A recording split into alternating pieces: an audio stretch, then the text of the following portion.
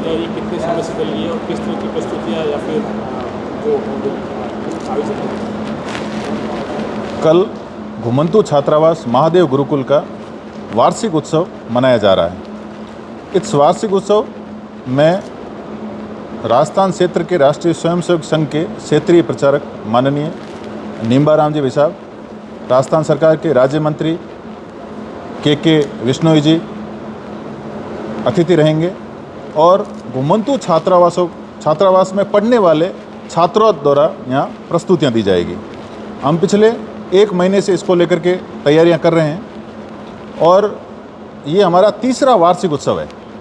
इससे पहले 2019 में हमने एक वार्षिक उत्सव किया था, 2024 में वार्षिक उत्सव किया और ये तीसरा वार्षिक उत्सव कल संपन्न होने वाला है। तो कब से तैयार चल रही है, किस तरह के कार्यक्रम आयोजित होंगे? कार्यक्रम में सांस्कृतिक कार्यक्रम रहेंगे और हमारे जो बच्चे हैं शाखाओं में जो सीखते हैं, नृत्य है और एकल गीत है, संस्कृत में हैं, हिंदी में हैं, इंग्लिश में हैं, ये जो बच्चे अलग अलग रूप से प्रस्तुतियाँ देंगे और ये जो प्रकल्प है राष्ट्रीय स्वयंसेवक संघ द्वारा चलाया जाता है और ये पूर्ण रूप से समाज के सहयोग से चलता है। तो समाज में जो हमको सहयोग कर रहे हैं उन सभी भामाशाओं का भी कल हम सम्मान करेंगे। ये शुरुआत कैसे हुई, कब से शुरुआत हुई, क्या मकसद था, बच्चे जो है ये कहाँ से हैं, क्या एजुकेशन देते हैं आप उनको, किस तरह का संचालन होता है? ये छात्रावास संघ की प्रेरणा से 2019 में 20 जून 2019 को प्रारंभ हुआ। आज तक इस छात्रावास में 35 बच्चे हमारे यहाँ एनरोल हो चुके हैं। उसमें से वर्तमान हमारे पास में 23 बच्चे हैं। संघ हमेशा अंतिम बैठे हुए व्यक्ति की चिंता करता है और उसी चिंता का ये परिणाम है कि 5 वर्ष पहले हमने ये छात्रावास प्रारंभ किया और ये लगातार आगे बढ़ रहा है। पिछले सत्र में हमारे छात्रावास के 2 बच्चों ने 12वीं कक्षा में 89%, 87% अंक प्राप्त करके और इस छात्रावास नहीं देश में ऐसी घुमंतू जातियों के बच्चों का एक मान और मनोबल बढ़ाया है। तो बच्चे कहाँ के हैं, किस तरह उनका चयन होता है, यहाँ बाड़मेर कैसे पहुँचे वो, ठीक है, और अपना मकसद क्या रहता है? सबसे एजुकेशन तक सीमित है, उसके बाद में भी कुछ जैसे घुमंतू कार्य एक बहुत बड़ा विषय है, उस घुमंतू कार्य का एक प्रकल्प है शिक्षा।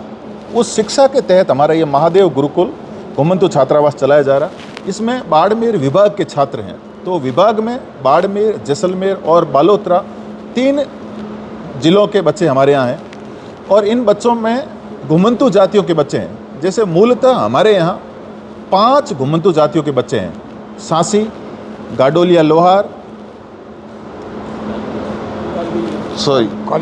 कालबेलिया, रेबारी, 5 जातियों के बच्चे हमारे यहाँ हैं। इसमें सांसी भी साथ में है। 5 जातियों के बच्चे हैं, इन सभी के बच्चे हमारे यहाँ पढ़ते हैं। केवल घुमंतू जातियों के छात्र हमारे यहाँ हैं। अमूमन जो वार्षिक उत्सव होता है तो वो जो स्कूल के बच्चे जो होते हैं, स्ट्रेंथ जिनकी सैकड़ों में, हज़ारों में, तो उनके पेरेंट्स आ जाते हैं, वो खुद आ जाते हैं, तो पूरा ये मॉल जो है भर जाता है। आपके यहाँ के जो बच्चे 35 बच्चे हैं, उनकी प्रस्तुतियाँ होगी, तो आम जन से क्या अपील रहेगी उत्साहवर्धन करने के लिए अधिक से अधिक संख्या में? हमने ये आम जन को बताने के लिए सोशल मीडिया पे आम व्यक्ति को, मौजूद लोगों को, हमने सभी को ये विषय रखा है कि अधिकतम लोग ऐसे कार्यक्रम में आएँ। घुमंतू जातियों का मतलब ये है कि घुमंतू जातियाँ एक जगह रहती नहीं हैं, आज इधर कल उधर, इनका कोई ठिकाना नहीं है। ऐसे बच्चों का वार्षिक उत्सव देखने के लिए हम सभी को, सभी नागरिकों को, महानुभावों को पूरे राजस्थान से, राजस्थान के अधिकारी आ रहे हैं और बाड़मेर क्षेत्र और पूरे बाड़मेर जिले में हमने ये निवेदन किया कि अधिकतम यहाँ पधार के और इन बच्चों का कार्यक्रम देखें। हम हमेशा बड़े स्कूलों में जाते हैं, बड़े कॉन्वेंट स्कूल्स में देखते हैं, वहाँ अलग अलग तैयारियाँ होती है, लेकिन मेरे को ये पूरा विश्वास है कि कल ये टाउन हॉल छोटा पड़ेगा। इन हमारे बच्चों की प्रस्तुतियाँ देखने के लिए बाड़मेर जिले से बहुत अच्छी संख्या आने वाली है। एक और चीज़ कि पहले ये सीमित अभियान था, अब ये राष्ट्रव्यापी अभियान संघ ने बना दिया है। क्या ये बात सही है कि घुमंतू सिर्फ बाड़मेर या राजस्थान में नहीं बल्कि पूरे भारतवर्ष में अब शिक्षा से जुड़े? अभी केवल मैंने आपसे पहले निवेदन किया कि शिक्षा एक विषय था, अभी घुमंतू कार्य में बहुत सारे विषय ऐड हो चुके हैं। अभी 2 दिन पहले हमारी अखिल भारतीय बैठक जो कि नागपुर में संपन्न हुई, उसमें पूरे देश भर के 250 से अधिक महानुभाव जो उस घुमंतू कार्य को देखते हैं वो सब उसका अतिथि में सम्मिलित थे और अनेक प्रकल्प है। जैसे राजस्थान में सबसे बड़ा जो कार्य है कि पिछली अभी सरकार आते ही 21,000 पट्टे वितरण किए गए।